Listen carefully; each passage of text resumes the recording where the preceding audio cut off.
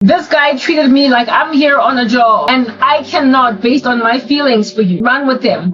Who are you? You're no one. I'm here for a job. I'm here to finally hand you over to structures that need you handed over. Because I want to eradicate the guilty conscience that you are in my heart. I want to eradicate that you get to me. I want to eradicate that which I have signed my soul over to, that which I belong to is the right deal, that I'm not going to hell. I want to eviscerate the veracity of what you keep on saying is the hell I'm going to. I want to get rid of it by getting rid of you. And if I can get rid of you, I don't have to be toggled away by my conscience anymore. I don't have to be eliminated by my fear of that which you say being potentially true. Because then you're going to stand in the way of what I'm doing. You are going to interrupt the peace of me acquiring for myself an empire. I am building something here. Do you not understand? And I don't want you rocking up all up in my conscience and like buzzing around like a bee in my face and making me uncomfortable about the heinous life I'm living. And you being that thing. I'm going to therefore take it upon myself even though I don't need the money. I'm going to take it upon myself even though I don't need to collect on the bounty on your head. I'm going to take it upon myself to fix it because you get to. This is this man. And this is what he did to me in my dream. He saw it fit to handle me, to do away with me, to eradicate feelings he has for me that are genuine, to go on right ahead and totally and comprehensively pretend like it's a thing, to eviscerate that which makes you uncomfortable because you want to believe that you can belong to a cult, a secret society, an organization that is destroying the futures of people and be safe in the sight of a holy God when your occult uses black magic to afflict people. And so given that spirits are evidently a thing that you believe in, how therefore is there no God? How is there no God? How do you believe in witchcraft but not in God? How do you believe in spirits but not the Holy Spirit? It's naive to hold on to sorcery, especially as men and women who belong to the occult. And this man was literally there on a mission to eradicate the conscience that I am, the thing that is attacking a conscience that I am. He was out here literally with every bone in his body trying to eviscerate the veracity of the God I speak about by eviscerating me, by destroying me, by disemboweling me, by handing me over to the enemy that Alja could not get to me. And despite what he felt for me, threw me to the dogs. Samela, you belong to cult that make you imagine it is a necessary evil to kill people you care about, that you love. Because this here world is a place of transaction. And if you can't build me anything, if you can't afford me anything, if you can't enable my cause, I'm not trying to hang with you. I don't believe in God. I don't believe in hell. And so I don't believe in your God that can also give me heaven if I trust him. But you make me uncomfortable because you're birds of a feather with kindred spirits. We agree on more or less the same topics. But I feel like this whole God thing that you're doing is eternal. However, I'm severely uncomfortable at what you're doing because I keep on listening to you. I don't want to listen to you. I don't want to look at all the victims of my cult, but I looked at you because you are to be causing everybody to be losing their damn mind. So Karabu, I need you to move out the way so I can carry on building my life. I need you to move out the way so I can carry on being who I need to be. I need you to leave me alone to become a big fat chunky shallow boy that's doing shallow things in these streets, marrying shallow women and out here building shallow lives with no substance. Until as an older man, I'm making mistresses out of perfectly viable young women that want to go find love, but I found them because I realized that life is not about being shallow, it needs substance. And I can't find that substance where I'm married, and I also cannot find that substance where I'm hanging out with people playing golf. I miss other people that are out here running businesses. I cannot find the substance I need if I'm hanging out with men like Jeffrey Epstein. So I'm going to go and make a mistress out of some lady. But right now, while I'm still young and tender, while I'm yet to be married, and right now while I'm yet to make too many mistakes, I'm going to eviscerate anything that is a conscience all up in my growth, beating like drums all the night long, trying to tell me that I'm going to regret this. You're that thing, and I need you eliminated. So while I might have feelings for you, I don't care. While I might like you, I don't care. While I might consider you kindred spirits, I don't care. Because I consider you, frankly, one who is self-defeating. You're shooting yourself in the foot. You don't want to sign a contract. You don't want to alliance with the right people. If you wanted to, you would be with me right up there with the rest of them, eliminating the human rights of people on the planet and awarded, therefore, a very lucrative career. You don't want to join the cult. You don't want to join the secret society. You don't want to admit that like your Jesus thing is not working, that Christianity is not paid. You don't want to admit any kind of day now that that's a thing. So while you could have been able to make money and so therefore rub shoulders with the likes of me, bottom line is you put yourself in poverty and then claim that Jesus Christ did it. Claim that Christ has preserved you, that the Lord has out to raised you up for such a time as this. You are going to claim and claim and claim, and in so claiming make me nice and uncomfortable. And so I'm going to eradicate all that disquiet. And so my olive branch to exit the flames of hell by handing you over to the men who've been wanting you all this time. If you can go there, I can comfortably go back to my life as normal. If I can succeed to make you fall apart, I can carry on as normal with the way that I've been doing life. Who the heck do you think you are to rock up and out here disquiet all of my conviction? Not my conviction, sorry, but my lack thereof. Who are you to come and disturb my peace, Sarabo? Listen, woman, I wasn't even trying to listen to people like you. I wasn't trying to come and hang out in a restaurant or people like you. But you made me sit at your table because you made me feel like, okay, if this woman does not get dealt with, if she's not wiped like a slate clean out of my door, I will forever be trepidatious and uncertain about what I'm doing. And I don't need any of that because I was on a trajectory here. I was on a journey. I was doing something. And you out to rock up and disturb my peace, honey. If you don't get your peace disturbed, you don't go to heaven. Paul had his peace disturbed on the road to Damascus, and now he's in heaven, having inherited the awards of apostleship. Don't nobody that was not interrupted in the middle of doing whatever they were doing at the time they were doing it ever enter God's rest. Because when the Lord rocks up, he interrupts you, he stops you dead in your tracks with what you're doing, and he makes you change a course, a trajectory. He puts you on a narrow road that leads to life that few people find. So if you don't want your peace interrupted, you're basically saying, Karabo, die so I can go to hell in peace. And while upon you wanting to go to hell in peace, I can't stop you. I, however, have got a mission to snatch some, if it is possible, from the flames of hell. I got a job to keep on speaking to people, so I won't die just because you want my death to eliminate the veracity of what I speak about your life. I'm not going to just go and commit suicide or marry a sabotaging monster or fornicate with a beast or accommodate HIV or be a prostitute or whore. I'm not going to be what you want me to be because you don't want your peace disturbed by a God that's trying to convict you of sin. But I can do this much. Try, even if it is possible, to snatch you from the flames. And if you don't want to come out from the flames, you don't gotta get out. But this your work, I'm gonna continue doing it despite it disquieting you. Despite it disquieting you. Despite it making you uncomfortable. Because it is men like you that go and marry crazy ladies. And then you come back and you make mistresses out of ladies like me. Because later on in life, when you're nice and decrepit and you're middle age, passing away, you suddenly want substance and you want girth and you want warmth, you want a comfortable blanket, you want a beanbag on which to chill, you want a hammock on which to swing, you want shades in the sun, you want somebody that's going to be home. But you passed up home all the way up to you making an empire in and of yourself, out of your arrogance. Like, snap out, do you understand? Of your incendiary mindset. How you gonna be out here loving a woman and then after that make a decision that she gotta die at the hands of merciless beasts that devour women for breakfast, lunch, and dinner? Types of men that would even gross you out, and you wanna go and throw what you imagine to be an intelligent woman that is right up your alley if only she was in your league materially. How you gonna go and throw all that mind and all that glory and all that beauty and all that virtue onto pimps that also belong to the same circus that you serve? Herein lies this man out here sitting with me at a table, the two of us getting along like a house on fire, me finding comfort finally, get cheersy, to relax and not be so uptight and scared in front of like a whole big chunky kahuna guy, yes. And after chit-chattering with this human individual, because I'm a God-fearing lady, because I'm a Christian, and from our bellies flow rivers of living water, I could not stop rapping on and going on and on and on about Jesus. But while he just wanted to talk about world events and perhaps maybe get my vantage point on religion, he got heavied by my Christian conversation because he's not godly. And it's the very thing that I was speaking about, why it is that I feel like Candace Owens had a crush on Charlie Kirk. But Charlie Kirk didn't want her because she was ungodly. They could have conversations, the two of them, about politics, about conservative issues, about their vantage point, their viewpoint on the world. But Charlie Kirk could not speak all the day and all the night long about Jesus, and Candace write it out. When you don't have the Spirit of God, you can't write out conversations about God. But people who have the Spirit of God can talk about God all the day and all the night long until it rises, until you go to McDonald's to finish your conversation. People who love the Lord can talk about the Bible from Genesis to Revelation without stopping and only fall asleep to catch rest, wake up, and then carry on talking about God. It is written in God's word that from our bellies will flow rivers of living water, that from the abundance of our hearts our mouths speak.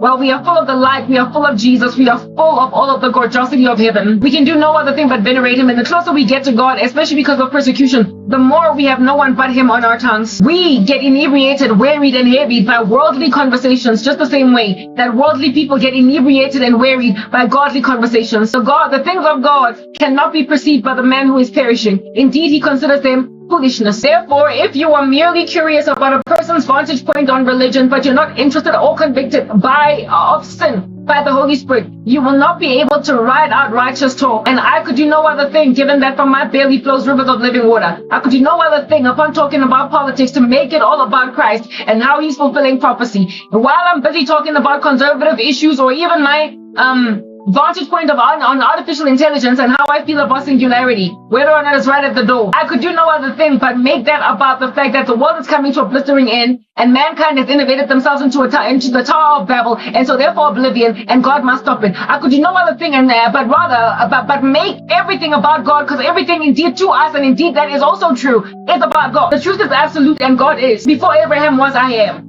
There is no other conversation that ought be on our tongues except him. But men have no reverence, they have no fear. They have no love, no respect. They don't have any veneration for their maker. And so they don't have respect for conversations pertaining here. I could do no other thing but talk about God in my dream. Yeah. And because I could do no other thing but talk about God in my dream, this guy got tired. He got exhausted, as in like, I want to sleep. But by then I had such strong feelings for him, and so too did he for me, that I told myself I was watered down by talking with him, evidencing the spirit of witchcraft operating in that dream. I told myself that I liked this guy too much, almost like I was reduced to the same namby-pamby state I was as a new convert or a new convicted person about the things of God. Out here willing to be with a guy that doesn't like Jesus because he's that cute. That's what this guy was like. That's what the one that I just told you about that I met in training was like. I was interrogating the things of God at the time of fraternizing with him and going on dates with him or whatever. And I was willing to basically ignore my strongly held convictions and the things of God just to be with him. I'm not that girl anymore. If I had been with that guy, though I was convicted that sex before marriage was a sin, I was gonna fornicate with him because I liked him enough. And in my dream, that's why the archetype of that dude was inside this guy from YouTube. I said to myself, he said, okay, so we were conversing. He got tired of my talk about God. And while I thought we could just keep talking for extended hours, because we were already talking 4 hours, but he could not take God in his stride. He then said, I'm tired, man. I need to go home. We need to go home. He said, we need to go home. He said, I'm tired. We need to go home now. I had gone there in my own car to my job, and he of course had gone there with his own car to his job. What was his car? In my dream, it was what is this thing called? It's not a trailer. Like, it is a trailer, like, you know, these vehicles that have beds in them and little bathrooms, like they drive them around. It's a trailer, right? Yeah. His vehicle was like a truck that had a whole elaborate house in it. That was his car. It was a trailer. I think it's called a trailer, but it was a lot more like bougie. It was not like trailers. It had more glory to it, if you will. It was a white mobile home. Let's call it that. His car was a white mobile home that he got into, and he was hazarding in it after telling me, let's go home. He got into his white mobile, and the vehicle was white, evidencing that God is calling him. Yes, oh, you brother man that don't want to leave the world to ministry. God is calling him. He's calling him enough to show him, I've already given you a car, and in it you're going to be on the road all the time. And in so being on the road all the time, will frankly need to even sleep in your car. But this man cannot fathom the day when he's out here working like I'm working, being dealt a bad blow by these here heinous secret societies that are making sure that his work goes nowhere. He's every time, but he can't stay there because God has called him. And if he doesn't want to respond to the call, indeed many are called, but few are chosen. However, in my dream, he was already driving around in a white trailer or white mobile home, evidencing that while he says that he wants to go home, he's tired. When he got in his car, that was his home. So he was going to drive to a brick and mortar house somewhere where he stays. When he got in the car basically told him, you're home. The car told him, your ministry is your home. The car basically told him, you might think you're going back to your massive mansion as a big content creator, but what you're rather going home to is the gospel. You are going to live in a trailer. You are going to travel across the world, and you're going to give the gospel. You are going to be a messenger of truth, and you're going to take in your stride that which you must take. And in so disagreeing that this is your mission, you're going to be burdened until you finally realize that there's nowhere else to be, Joe. And you are going to try and run, but listen, you're not going to hide. And umsebenzi that he's called to is more mobile than anything I can ever work. It's a mobile ministry. All across everywhere, to a point of not even having a proper stable home, living across maybe nations, perhaps his own country, I don't know. Do you not think God is raising up an army to effect him? Who's gonna set free North Korea? Who's gonna basically spearhead an argument about Iran, who's going to enable the healing of Nigeria and the church therein, except for people that are willing to pretty much not, like, barely ever be in their own houses, in their own beds, but always in foreign countries as diplomats, as negotiators, talking on behalf of a people because nobody else will listen to other people when they talk. This dude all comfortable sitting around in his twirling chair today, but he's got a massive call on his life, and I ignore and now hand over Edom to the very monster that I keep on lamenting against, so he would never do anything of that nature. He out to be trying to hand me over to some pimps. According to the law, he's just as disheveled as everybody else. Nonetheless, anyway, carrying on.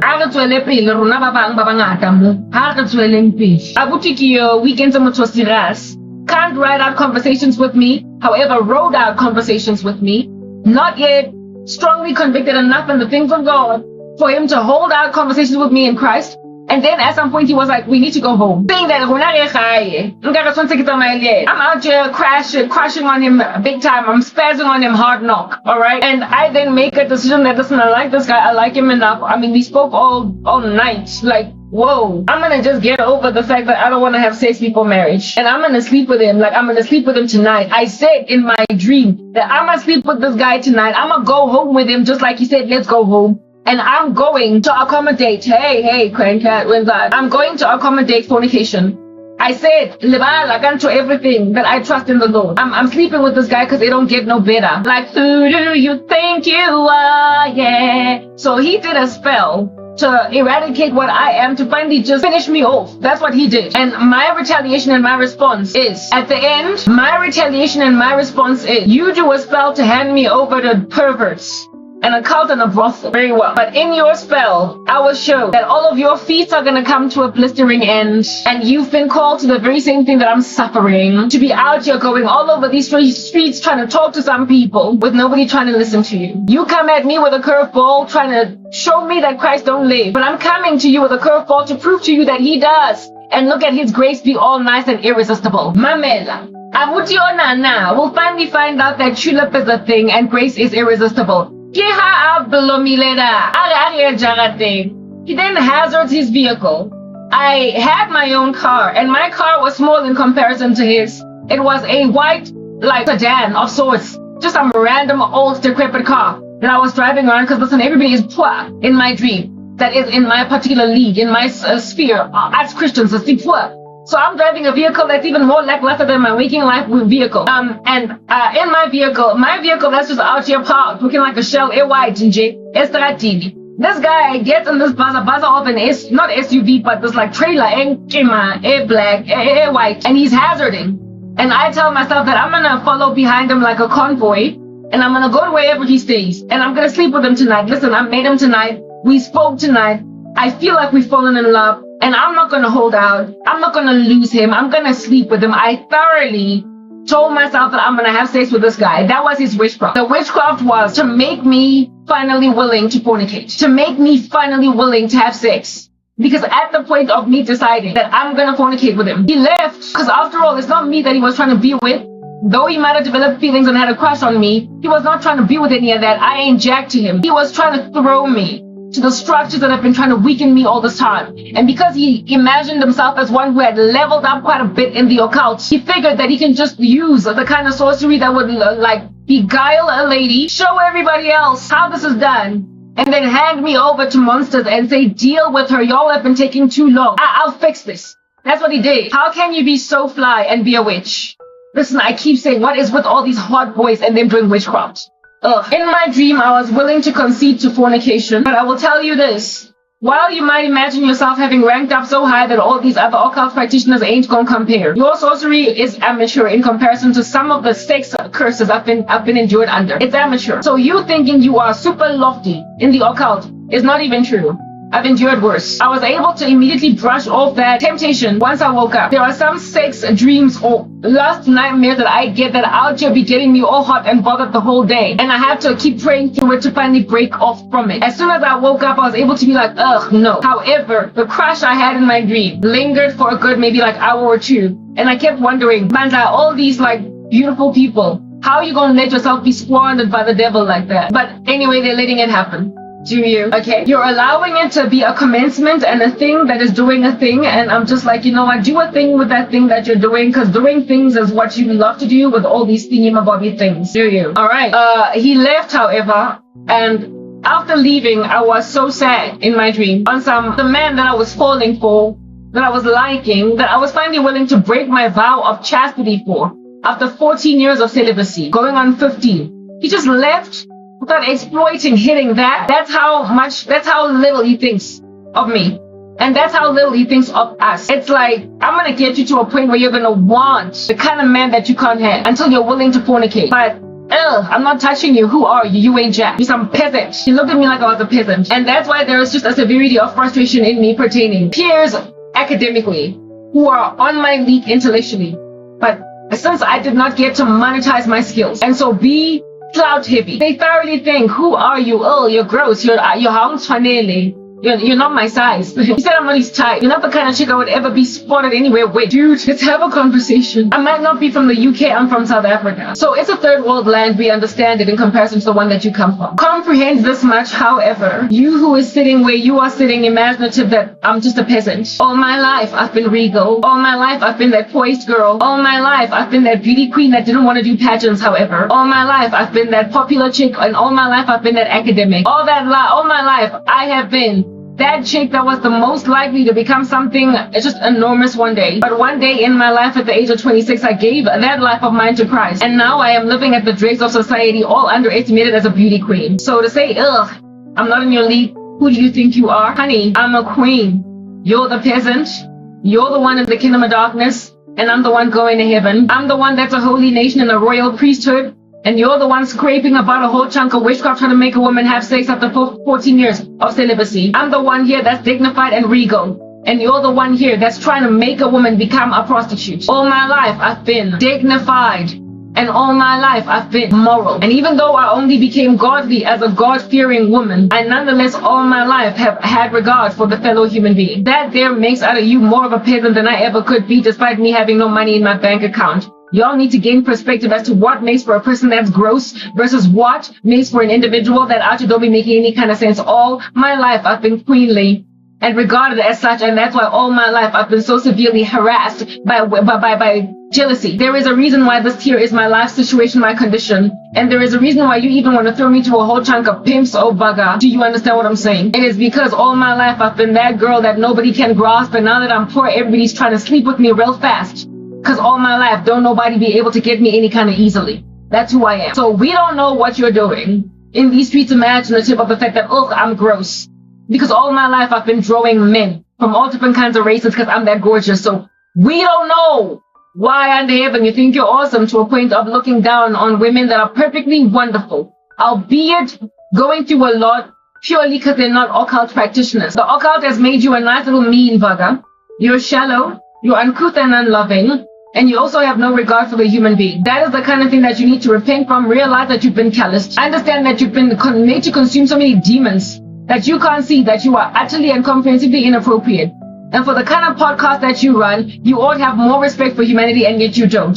So therefore, all that which this is just a job for you. It's not so much about people, but just a job. You like the psychophants. You like individuals out there fanning you as you walk by. You like the red carpet, but you don't like people. So if you like the red carpet and you don't like people, then you can never be the kind of person that out there cares enough for people, for other human beings to take off jewelry, take off earrings, wear slip-slops, put on a doogie, and enter into a dangerous region just to reach people for Christ or rescue suffering saints. Prepare to take in your stride martyrdom should you get caught trying to rescue them, because to live is Christ but to die is gain. If you cannot make yourself like a Florence Nightingale or a Mother Teresa for the cause of the lowly, do not underestimate a woman that has that in her. I am a queen and you are a peasant, and you have offended me, you have insulted me, and imagined that you can turn me on and then throw me to somebody else to ravage me because your manhood is too legit to quit, to rather enter into my body. In my dream, I was made all riled up and decided that I'm going to sleep with some dude. And then he was like, okay, now that you're nice and riled up, go and sleep with a pimp. You see, the occult makes you nice and shallow. It makes you hollow. It makes you like this here monstrous beast that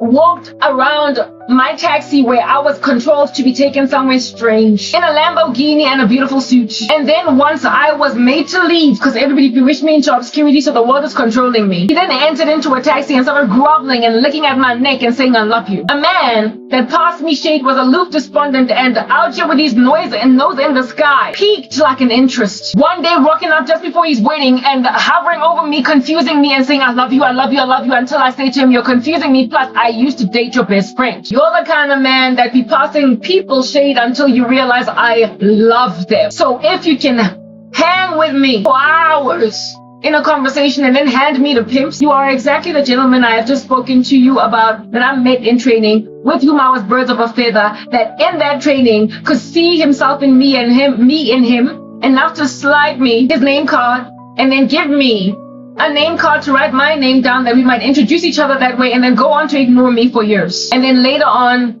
try to make out of me a mistress. That's all you are today.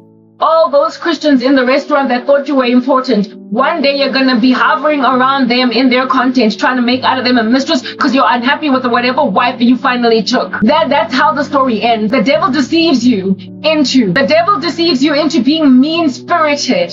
Now that you've made money, now that everybody thinks you're all that in a bag of chips and so they're kissing your body, the devil makes you, when you're there, like I said, peaks like an interest. He makes you just really unseemly and uncouth towards people that one day you are going to grovel at the feet of, just that they might give you just a little bit of love. Because where you're going at the speed of bullets that you are going there with, honey, there is no love over there. It's cold. It's all Antarctic. It's an igloo. It's an Eskimo. It's all icically. Where you're going, there is no honor. It's full of thieves, and there is no honor among thieves. Where you're going, there's no true ride or die in this. There's women who are willing to sell out to the highest bidder, women willing to divorce you for a wealthier man than you, or a man that has maintained his wealth since you're losing yours. Where you're going, there's no loyalty. Where they're going, there's no riding it out with you all the way to the end. Where you're going, there's no holding you down when you are out here disabled with a spinal injury. Where you're going, there's no visiting you by a cornucopia of people that are singing hymns and psalms and spiritual songs to you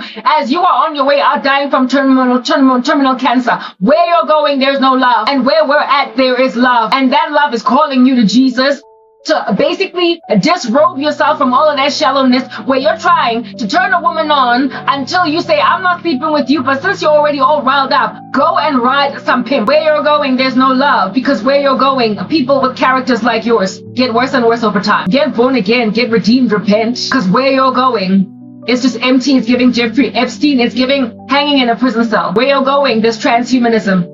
Until your body is irredeemable and you can't enter the rest of God that you are trying to pretend doesn't exist. Where you're going, there is no love. So come down from the lofty height where you have perched yourself like a bird and recognize that I am your queen and I'm cracking a whip, and you ought respect me because I've been in this game for a minute and I'm trying to snatch your soul even from the flames of hell. Have some respect for your elders, because that's what I am in spiritual terms to you. Been about this business for many more years, and as callous as you are, having ranked up in the occult, it's the kind of voice that I have that can snatch even you, O soul, on the road to Damascus out from the flames of hell. Where you're going, you marry empty women, but where I go, we enter into marriages of covenant, where women are ride or die to imprisoned men because they were serving Jesus, and they visit them every single weekend at the prison. That's my kingdom. Where you're going, there's no loyalty, and yet you think I ain't Jack. Mamela, listen, it's not gonna work. It's not gonna suffice. Because I got people out here in deep regret about passing me up because I lost a job. And now they wish they could turn back the hands of time like R. Kelly. They can't go back, they can't marry me, and now they're trying to make me a side piece, and that's why they put me at the precipice of suicide. And despite all that sorrow that I am enduring, just to clear your conscience of your desire to maintain your current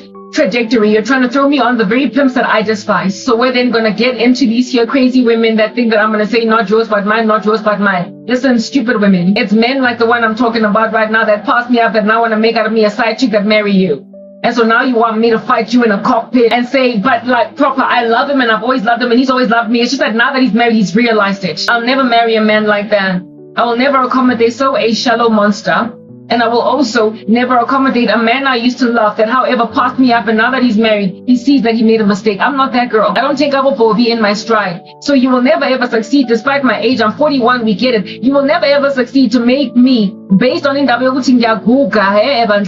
accommodate just frankly just being a little madam brothel lady chica out here chilling in like a nightlife establishment. So all this consecrated. Don't look at me wearing shiny earrings. I'm too godly for all that nonsense. And that is evident, it's clear. It is stark is staring at you like a lover in the middle of Valentine's Day. It is evident that I am a God-fearing woman. And yet there are people out there trying to scratch at my door, enter in Ngengani. Why? Because bachate all of you. Bachate abafazi abashelo that ran after their money and that also hiss at them. And now you out to be trying to make out of me a crazy little incendiary lady with no nice personality. Singing not yours but mine, that boy is mine. I don't want him if he looks like this guy that is a gargantuan, handsome cutie boy today. Yet he's got mad disrespect issues. And when he gets older, he's going to be an irritating putmazisa that is upsetting some young lady that really and truly, I just want my husband. Stop hollering. If he doesn't repent. Today he is called, but if he does not respond to his call, he will be handed over to being nasty, gnarly, monstrous, and vomiting in his pants. And so therefore look nothing like what he looks like today.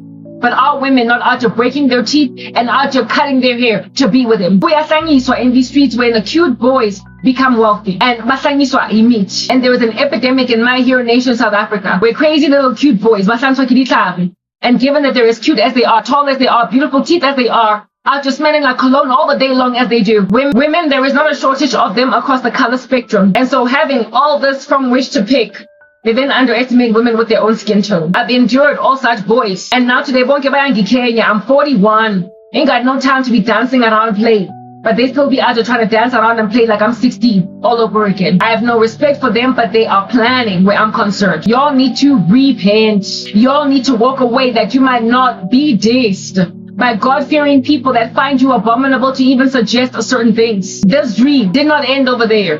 Dude out here abandoned me, leaving me high and dry, riled up sexually, prepared to fornicate, and then handed me over to sitting at a restaurant this time around of his kind of echelon type people. It was no longer a classy restaurant, but an important one because I was now willing to fornicate. It was the kind of restaurant that I'll just be hanging out in the Sandton and not so much in the center of Soweto. I wasn't now that restaurant, but I was sitting there with no one to help me along. I was sitting there with no one to wait at my table. I was sitting there with no one prepared to listen to me, talk to me. Everybody was aloof and standoffish. Whereas in the restaurant where I was waiting tables, we were all in camaraderie with each other. We were serving each other. We were in support of each other. But in this restaurant, everybody was snooty at their tables eating. And I was sitting at this restaurant having no friends, waiting for what don't nobody know. And then guess who came to me to finally just help me along? My cousin, the one that has bewitched me into obscurity, into oblivion, that has tried a human sacrifice ritual on me in the past, but it didn't work,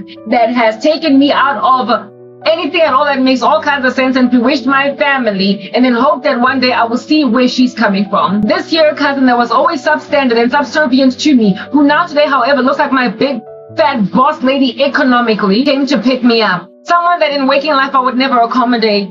But here it is that I'm accommodating her in this dream. Why? Because in this dream I also was willing to accommodate fornication. So I mean, what's a cousin into human sacrifice and all?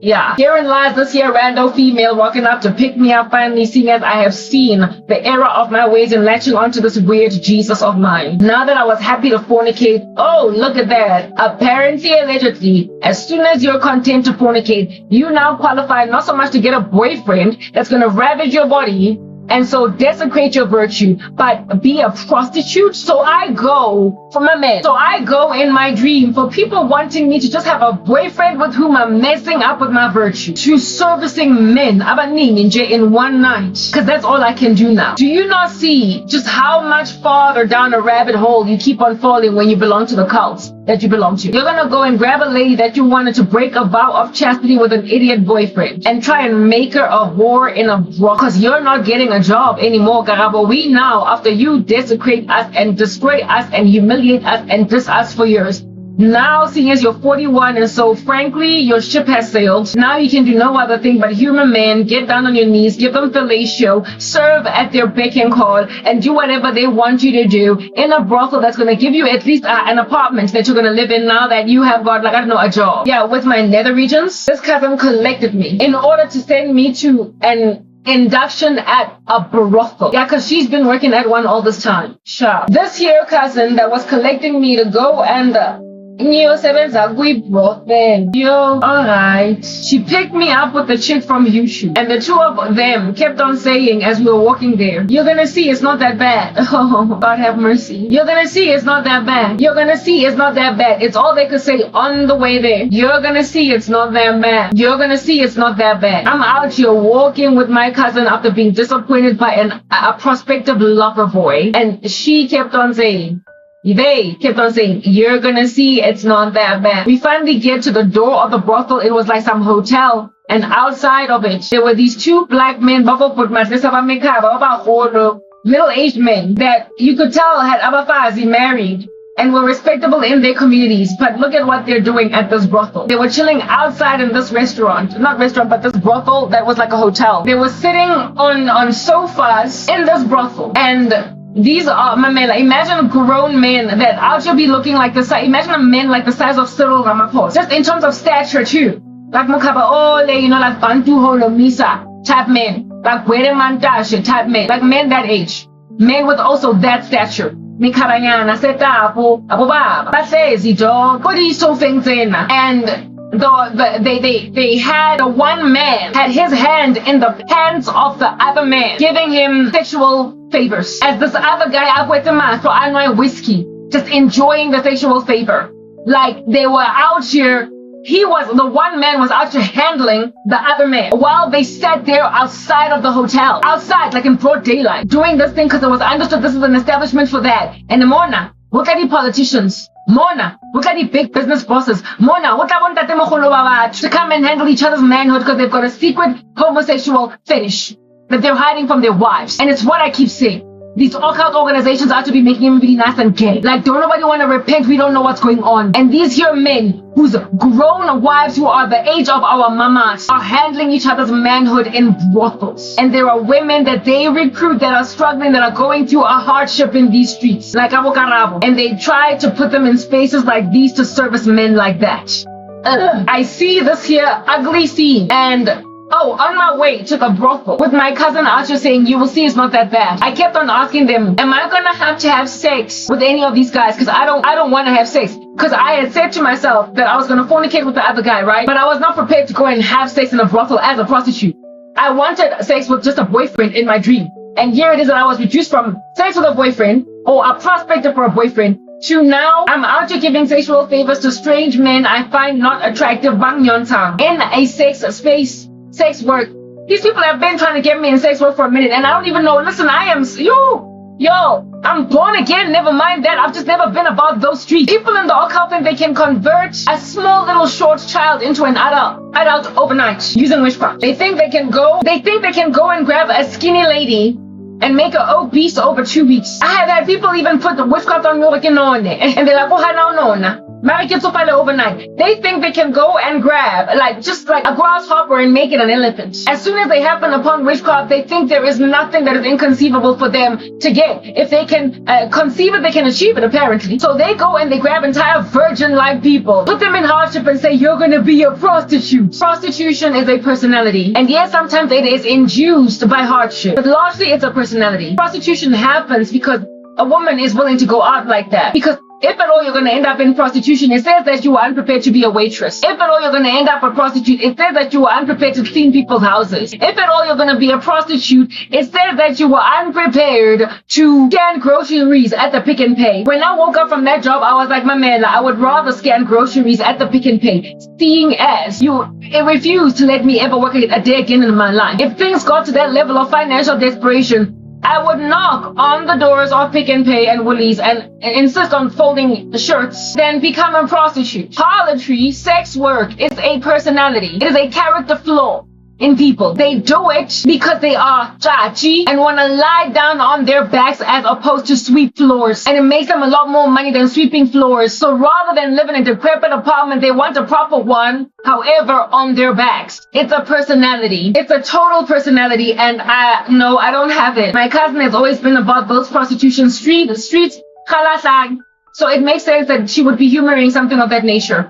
And of course, Marimabi Matakala from YouTube also. Type of chick to be out here having an orgy with 5 guys in one night. So yes, that's her personality. But I was the girl that out here be prudish and ignoring every guy and not go marrying anything in July, and hanging out in relationships long term with guys where I don't cheat. But that cousin that I spoke to you about is the kind of girl to be out here cheating on her man with his best friend. Yeah, no, I did that. I didn't do that. I left a guy for his friend, but I was a virgin. I've never slept with 2 friends. My cousin is the kind of person to sleep with 2 friends. Prostitution and harlotry is a personality. Not every woman got it going down, and there are people that are prepared to scrub floors that do that. Men and women in the occult, however, think they can induce so much hardship in some people that they can make them change personalities too overnight, just like converting a grasshopper into an elephant. You're not going to succeed to achieve certain things in people, whether or not they're born again. But with me, it's especially taboo, because I'm saved. That anybody at all is trying this with me is just like entirely shocking. But Mamela, shock is all the day long that which I discuss. So roasted all the day long is all that which I can only do. So come at me, a horse, and I will eat you like your dinner. I will nibble on you like I'm a cannibal. I will consume you whole and then spit you out like chicken bones after eating chicken licking hot wings after babalas. I will eviscerate you. You don't get to convert eyeballs into noses because you know magic. We understand you can shapeshift, but that's only because you're a transhuman. The rest of us are people with a conscience.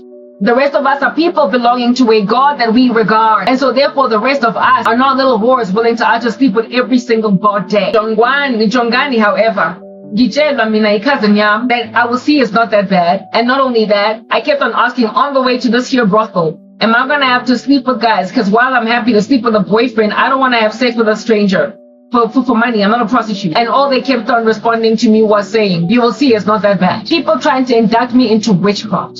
Like what in the world? And also just sexual deviant act, sexual contract. I told you the occult is rife with STDs because these people have to have sex and definitely to make money. The devil will pervert them in any way. And then there are all these dreams I keep on getting of the lesbian kissing each other. And I'm like, go and love one another. And so therefore decline birth rates in countries. But we're not about that business. I've been saying it time and time again. Man, as soon as they happen upon witchcraft, they think they get anything they want with it. Anything.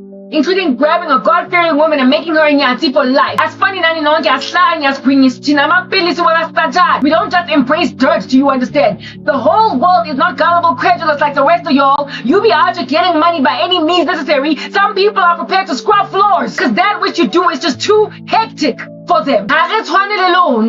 But you run the world because you think you're nice. If I rule the world, imagine that. You run the world as a small little conglomerate of 3%ers. And this one running the world has made the world completely ignore Iran. I've been saying it. It's giving semyazi. Fallen angel out to be hanging out with female women. And so that's why. Female people. And so that's why. There's Nephilim. You're incendiary, you're crazy, you've lost your minds, and you need to repent. And the longer you linger in this here environment, you also will think that you can convert a Vaseline tub into a whole baby. You got ambitions, and your ambitions are lackluster, lost, and decrepit, and you will never win them or fulfill them. You will never succeed to get anything done with them, but you will run with them like they are anything kind of salvageable. We understand you're nice and mentally ill, but everybody else in these streets is nice and fed up with you. So I think we've reached an impasse. I get there, and these people are out here making out with not making out with each other, but handling each other as men. About Dalanje, that are the girth and the stature of men like Cyril Ramaphosa. Handling each other's manhood. Now, when you get that old, it stops being sexy to be kissing as 2 women. When you get that old, it stops being sexy to be fornicating as 2 men. It looks ugly. And there at that brothel, there were 2 homosexual streak men. There at that brothel, there were 2 entirely unattractive, grown homosexual streak having men handling each other's manhood, and it didn't look sexy. It just looked lewd. In the same way that even handsome, gorgeous, fit and well-built men kissing each other is lewd. But that there was just like an extremity, like an nth degree, an exponent of lewd. Y'all get old, and when you get old, it stops being cute that you're kissing a girl and you're liking it as Katy Perry. And that was what happening at the very door of this brothel. I never went in, but I was sitting outside. Oh, when we went in, we see these men at the hotel, and then my cousin is like, listen, we need to respect them as they're busy pleasuring each other, because it's do what thou wilt, for this is the whole of the law. They're busy pleasuring each other. So my cousin was like, no, we need to hide and act like we didn't see them. We need to hide and respect that they are men who act straight in front of their wives, and in their communities they're revered as heterosexual fathers and grandfathers. So we're gonna hide ourselves from seeing them, that they might not feel exposed. Because this here cult, it prides itself in shrouding itself in secrecy. People that you will trust, that you will smile with, that are sleeping with each other as a 68-year-old men. Oh my goodness. There's no end to how insane this environment is. There's no end. And my cousin and like this ridiculous lady. My cousin and this ridiculous lady, Matakala, and I scooted Sakuta Sazifisha, basically waiting for these men to finish pleasuring each other before we could go in and me be inducted into a brothel as one of its whores. The dream ended before I could go in there. It ended with us scooting and basically their lewd activity. Manvuga, I was so bereft. I was so sad. I was like, God, when I was man. I was so broken. But man, I can log out codes, can log out boto. And then tota kidi logang, I kidi taloka, I kidi born, I kidi born next. And then jaka haka gidi shibile hakana. I was like, they can go and grab an eyelash and make it a whole roll of printed paper. So of course they think I'm gonna one day be a whore. Yeah, they see it. They see it coming. Mara, when are you gonna stop them in their tracks, dead? Hold them. As a full stop in defense, that's gonna come to a blistering end. When are you gonna end them? When?